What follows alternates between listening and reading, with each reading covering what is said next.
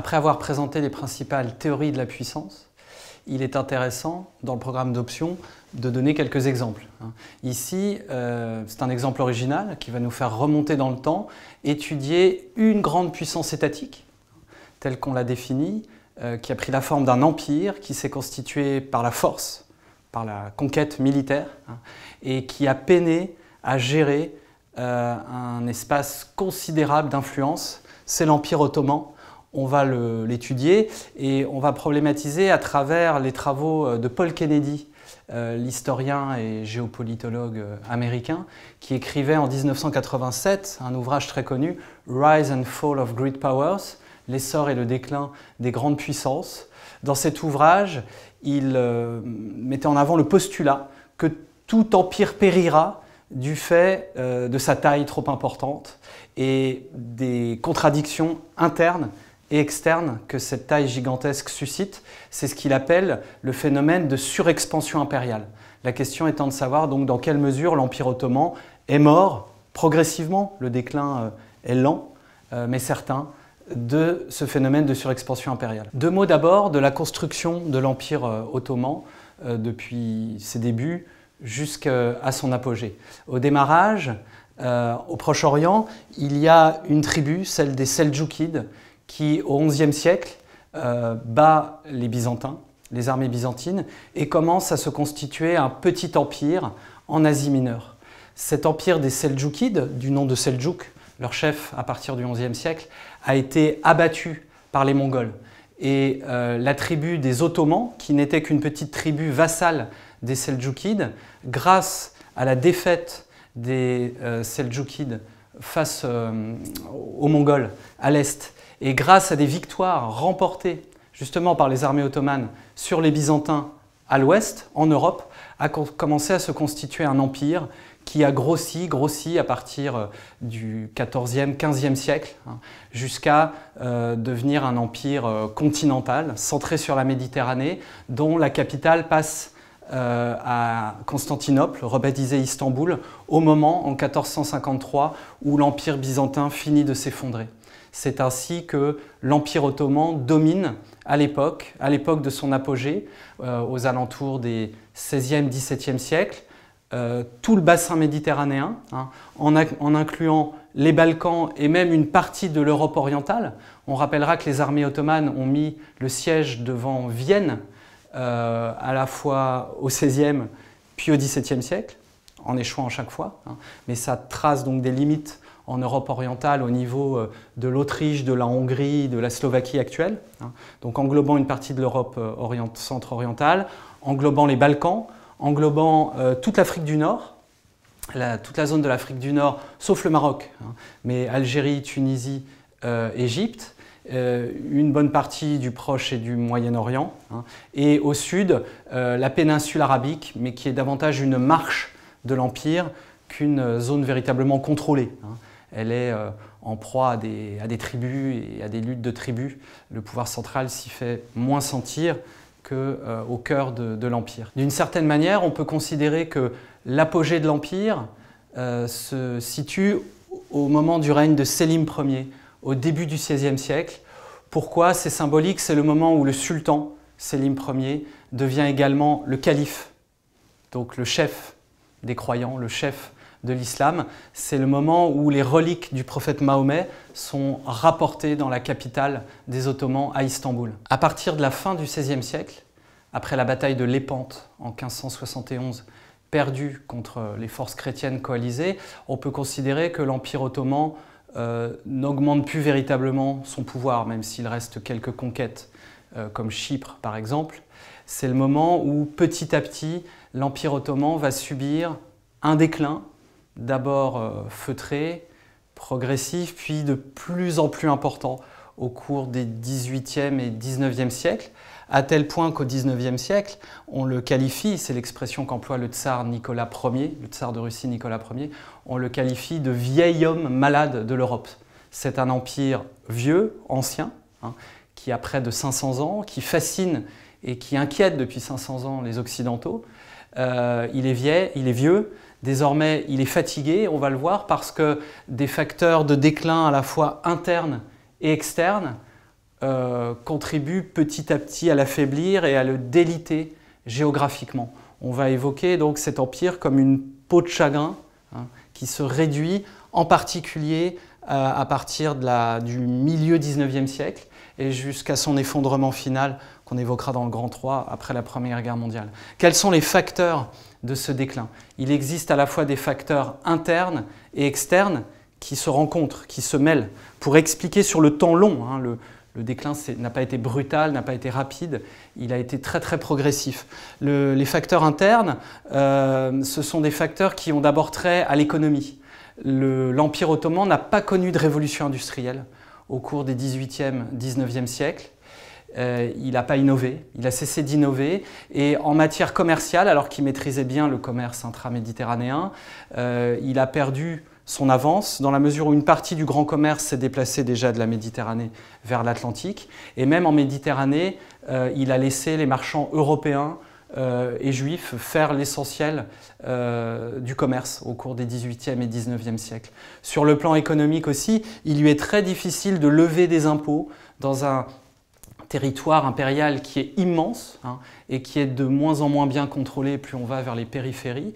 C'est donc un État qui s'endette et qui remet une partie de ses dettes dans les mains d'une banque internationale franco-anglaise, la Banque ottomane, qui s'est constituée au XIXe siècle. Ainsi, pour se développer, pour connaître la modernité industrielle, l'Empire ottoman fait appel à des investisseurs étrangers, européens.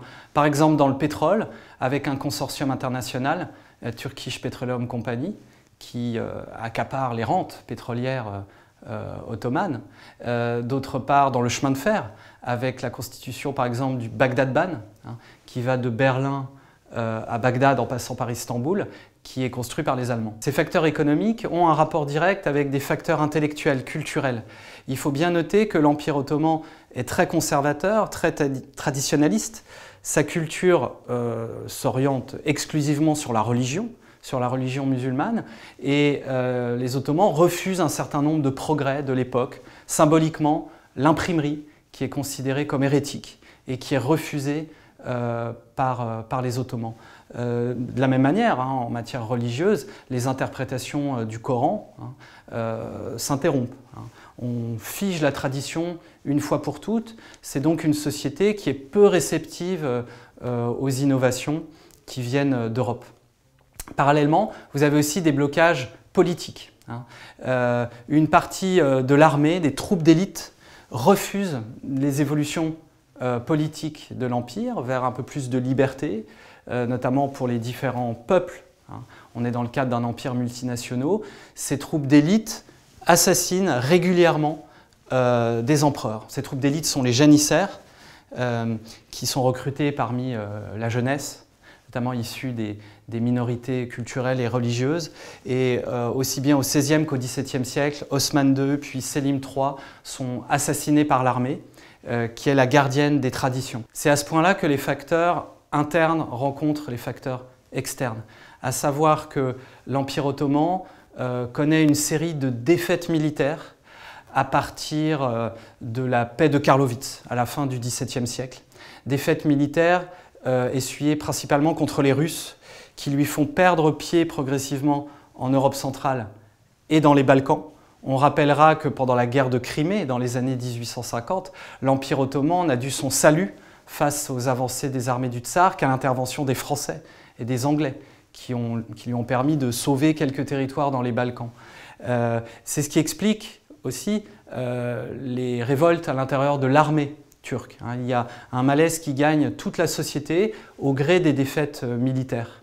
C'est donc un facteur très très important que de voir les appétits russes se développer dans les Balkans au détriment de l'Empire ottoman. Ce sont les Russes qui, au nom de la défense des minorités chrétiennes orthodoxes, au nom d'une solidarité avec les Slaves du Sud, et également avec la volonté de percer vers les mers chaudes, d'avoir un accès aux détroits qui sont contrôlés par les Ottomans, qui mettent des coups de boutoir sur un empire qui est un empire déjà fragilisé. À ce point de rencontre entre les facteurs internes et externes, il y a bien les minorités nationales, ethniques, religieuses, et c'est par là que l'empire commence à se déliter dans les Balkans, dans les années 1820-1830, avec par exemple l'autonomie de la Serbie dès 1829, l'indépendance de la Grèce en 1830, qui inaugure ce qu'on appelle dans la zone le mouvement des nationalités. Si l'Empire périclite au cours du XIXe siècle, et jusqu'à sa disparition finale à l'issue de la Première Guerre mondiale, c'est d'abord parce qu'il a été incapable de se réformer malgré les tentatives qui ont été faites. La première tentative de réforme date des années 1820-1830. Dans les années 1820, premièrement, le sultan frappe le corps des janissaires et l'élimine, ce qui est un préalable à la réforme. C'est surtout en 1839, à partir de 1839, qu'est lancée la politique des tanzimat, tanzimat signifiant réorganisation. C'est le moment où l'Empire ottoman cherche à évoluer à l'européenne, à l'occidentale.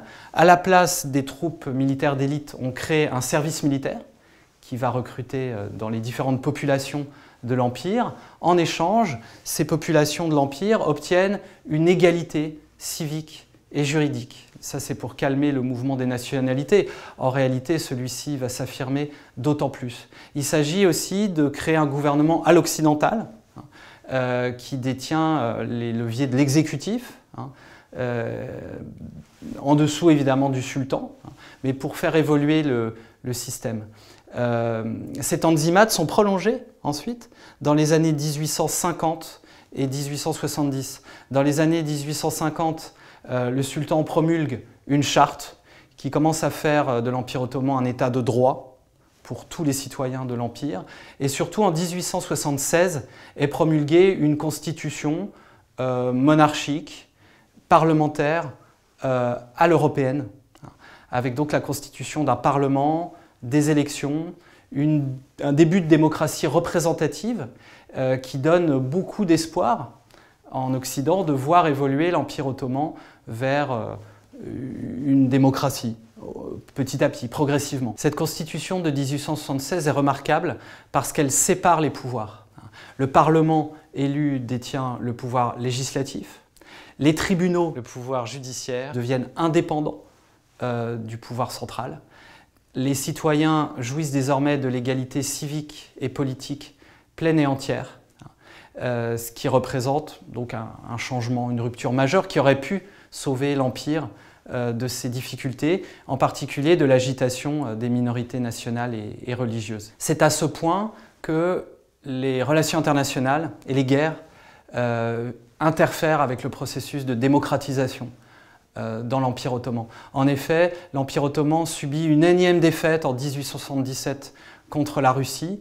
Les puissances occidentales sont obligées d'intervenir, de réunir un congrès de Berlin qui fait perdre à la Turquie une grande partie de ses territoires dans les Balkans. Si bien qu'à l'intérieur, il y a une réaction antidémocratique incarnée par le sultan Abdulhamid II, qu'on surnomme le sultan rouge, qui suspend le Parlement et qui suspend la Constitution de 1876 pour revenir aux pratiques antérieures. C'est ainsi que la réforme s'interrompt et que l'Empire ottoman s'apprête à entrer dans une période de révolution et de guerre qui amène à son effondrement final. L'Empire ottoman entre en révolution en 1908. À cette époque-là, un groupe d'intellectuels et d'officiers de l'armée, connu sous le nom de Comité Union et Progrès, prend le pouvoir pour obliger le sultan Abdulhamid II à rétablir la Constitution. Ce mouvement, cette révolution, c'est la révolution des jeunes Turcs. Cette grande instabilité politique et institutionnelle intérieure à l'Empire ottoman profite aux puissances extérieures. C'est par exemple l'Autriche-Hongrie qui profite de ce moment pour annexer purement et simplement la Bosnie, qu'elle occupait depuis 1878. C'est aussi le moment où un pays comme la Bulgarie proclame son indépendance, où la Crète décide de son rattachement à la Grèce. Donc l'Empire ottoman se réduit à l'époque comme une peau de chagrin. En 1912-1913 se déroule d'une certaine manière l'avant-dernier acte de cet effondrement de l'Empire. Ce sont les guerres balkaniques par lesquelles les petites puissances indépendantes des Balkans, groupées derrière la Serbie et la Bulgarie, affrontent l'Empire ottoman pour le chasser définitivement des Balkans. À l'époque, l'Empire ottoman est toujours instable intérieurement et vient de perdre la guerre en Libye contre l'Italie. À cette occasion, en 1913, le pouvoir jeune turc qui avait été écarté tente de revenir. Et c'est à ce moment-là que se déroule une sorte de contre-offensive. La Turquie, future Turquie, se redresse, reconquiert quelques miettes de territoire dans les Balkans, autour de la Thrace, et réussit à sauver, d'une certaine manière, ce qui lui restait de territoire. C'est quand même un territoire recentré désormais sur l'Anatolie et qui s'engage pendant la Première Guerre mondiale auprès des puissances centrales, c'est-à-dire auprès de l'Empire germanique et de l'Empire austro-hongrois pour combattre l'autre bloc, qui est composé de la Russie, comme on le sait, allié à la France et à l'Angleterre. C'est d'une certaine manière le baroud d'honneur de cette puissance ottomane qui s'est délitée et du pouvoir jeune turc qui essaye d'y retrouver une légitimité. On sait que cette aventure se termine par un drame, une catastrophe, le génocide perpétré par le pouvoir jeune turc contre les minorités arméniennes et assyro-chaldéennes qui étaient considérées comme des ennemis de l'intérieur depuis le XIXe siècle et des complices des grandes puissances étrangères, notamment de la Russie. Tout ça se déroule en 1915. À l'issue de la Première Guerre mondiale, l'Empire ottoman est défait, rangé dans le camp des vaincus, et le traité de Sèvres en 1920 le prive à la fois de ses territoires européens dans les Balkans, mais aussi de nombreux territoires au Proche et Moyen-Orient qui deviennent des mandats de la SDN confiés à des puissances européennes, ainsi que des territoires d'Afrique du Nord qui sont devenus, entre-temps, des protectorats européens. En conclusion, cet empire ottoman qui unifiait le monde musulman autour du pouvoir de son sultan, calife, qui a fasciné, qui a inquiété les Européens pendant plus de 5 siècles, finit par s'effondrer à l'issue de la Première Guerre mondiale. Il en est la Turquie nouvelle, qui est construite par Mustafa Kemal, à l'issue d'une guerre d'indépendance qu'il a opposée à la Grèce. Cette Turquie nouvelle, c'est une Turquie qui est réduite à l'Anatolie, qui devient un État-nation, là en lieu et place d'un ancien empire multinational, et qui redéfinit toutes ses valeurs et tout son modèle autour des notions de nationalisme, de libéralisme et de laïcité.